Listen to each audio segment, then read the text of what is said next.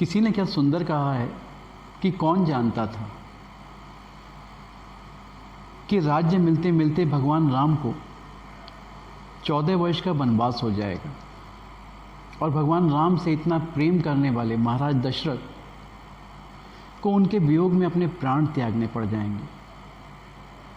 कौन जानता था। नमस्कार दोस्तों, मैं सचिन और स्वागत है आपका मेरे चैनल ज़िंदगी मेरी और आपकी कहानी में।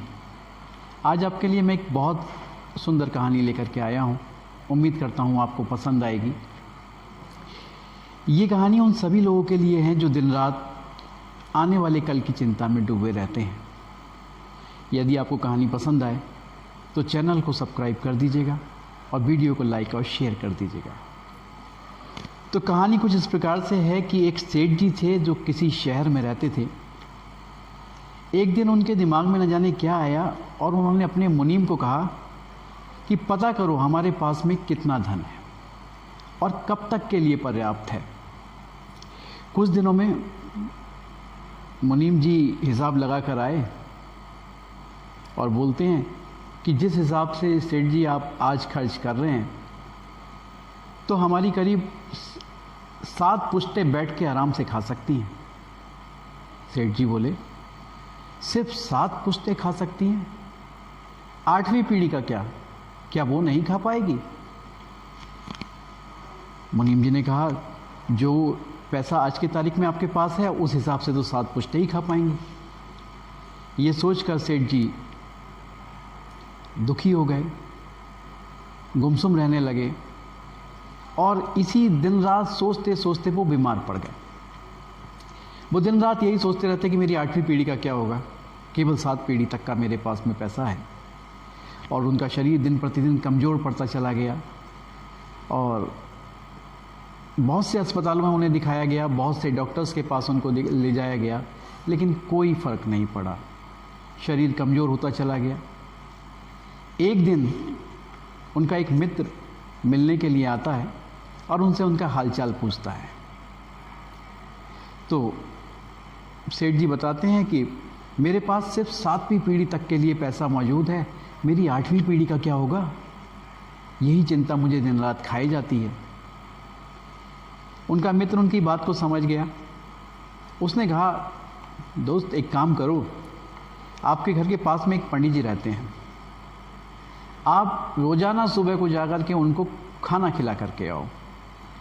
ऐसा करने से आपकी सारी परेशानियां समाप्त हो जाएंगी और आपको जल्दी स्वास्थ्य लाभ भी होगा, आप अच्छे हो जाओगे। सेठ जी बोले, क्या ऐसा हो सकता है? तो मित्र ने कहा उनके, हाँ बिल्कुल हो सकता है, आप कल से करो तो सही। अगले दिन सुबह को उठ करके सेठ जी अपनी पत्नी के साथ बढ़िया सा भोजन बनाकर पंडित जी के घर जाते हैं और दरवाज़ा खटखटाते हैं। पंडित जी निकल करके आते हैं। पंडित जी बड़े आदरपूर्वक सेठ जी को घर पे बिठाते हैं। सेठ जी कहते हैं कि मैं आपके लिए खाना लेकर के आया हूँ, कृपया इसे स्वीकार करें।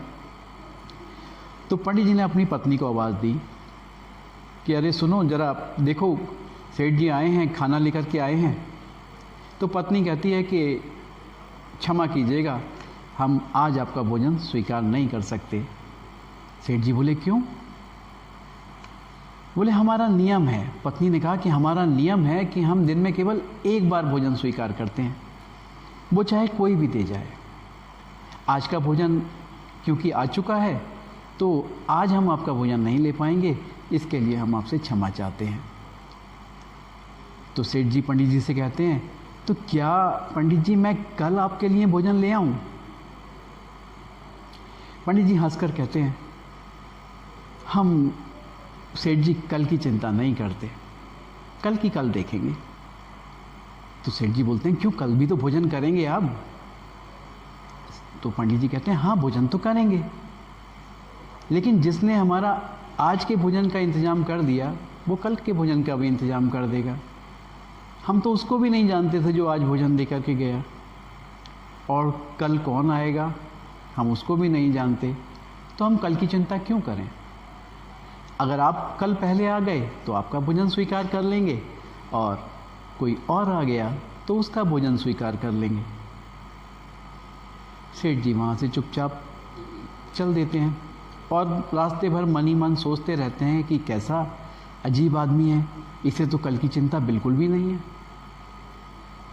और एक मैं हूँ जो 8वीं पीढ़ी की चिंता अभी से करने चल दिया हूँ। 8वीं पीढ़ी का क्या होगा ये सोच सोच के मैं दिन रात परेशान रहता हूँ। पंडित सेठ जी को अपने सवालों का जवाब मिल गया, स्वास्थ्य में धीरे धीरे सुधार होने लगा और फिर से वो अपना नॉर्मल जीवन व्यतीत करने लगे।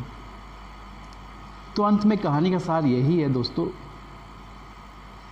कि ये जो कहानी है ये हम लोगों के जीवन से जुड़ी हुई कहानी है। जो आज हमें प्राप्त है हम उसकी चिंता करते नहीं, और जो हमारे पास नहीं है उसकी चिंता में दिन रात घुले जाते हैं। हमें आज को जीना चाहिए। ईश्वर ने हमें इतना अनमोल जीवन दिया है, हमें इसके बारे में सोचना चाहिए। इससे क्या हम बेहतर कर सकते हैं जीवन में, अपने कर्मों के बारे में सोचना चाहिए, ना कि जो नहीं है उसकी चिंता में दिन रात अपने आप को परेशान करना चाहिए। उम्मीद करता हूँ कि आपको ये स्टोरी पसंद आई होगी। फिर मिलूँगा आपसे एक नई स्टोरी के साथ में, एक नई कहानी के साथ। तब तक खुश रहिए, मस्त रहिए, कल की चिंता बिल्कुल मत कीजिए। जो होगा अच्छा होगा, क्योंकि ईश्वर जो करता है अच्छे के लिए करता है। नमस्कार।